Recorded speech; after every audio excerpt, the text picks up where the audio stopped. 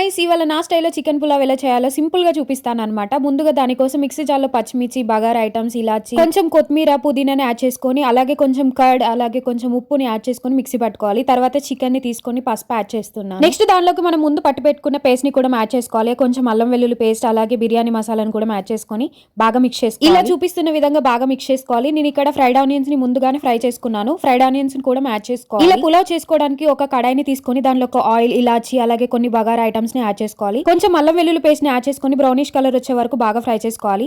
అల్లం వెల్లుల్లి పేస్ట్ బాగా ఫ్రై అయిన తర్వాత మనం ముందుగానే మ్యారినేట్ చేసి పెట్టుకున్న చికెన్ ని యాడ్ చేసుకోవాలి. చికెన్ మగ్గుతున్నప్పుడు నేను మళ్ళీ కొన్ని ఫ్రైడ్ ఆనియన్స్ ని అయితే యాడ్ చేసుకుంటున్నాను అనమాట.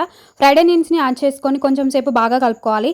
బాగా ఫ్రై అయిన తర్వాత 2 టేబుల్ స్పూన్స్ వరకు గరం మసాలాను అయితే యాడ్ చేస్తాను. దీనిలోకి మనం ముందుగానే నానబెట్టుకున్న రైస్ ని యాడ్ చేసుకోవాలి. ఇక్కడ నేను 2 గ్లాసెస్ వరకు రైస్ ని ముందుగానే నానబెట్టుకున్నాను. 2 glasses of rice, 4 glasses of water అయితే యాడ్ చేసుకోవాలి. ఇక్కడ మీరు 3 గ్లాసెస్ ఆఫ్ రైస్ తీసుకుంటే 6 గ్లాసెస్ ఆఫ్ వాటర్ అయితే యాడ్ చేసుకోవాలి. వాటర్ యాడ్ చేసుకున్న తర్వాత ఒకసారి బాగా కలుపుకోవాలి. మళ్ళీ దీనిలోకి కొన్ని ఫ్రైడ్ ఆనియన్స్ ని యాడ్ చేసుకుంటున్నాను. అలాగే కొంచెం కొత్తిమీర, పుదీనా, ఒక 2 టేబుల్ స్పూన్స్ వరకు అయితే మంచిగా గీని యాడ్ చేసుకుంటున్నాను. గీ ఫ్లేవర్ అనేది చాలా బాగుంటుంది. తర్వాత మూత పెట్టుకొని కుక్ చేసుకున్నారంటే యమ్మీ అండ్ టేస్టీ పులావ్ అయితే రెడీ అయిపోతుంది. ఒకసారి ట్రై చేయండి. అండ్ బై ది బై మన ఛానల్ ని సబ్స్క్రైబ్ చేసుకోండి. బాయ్.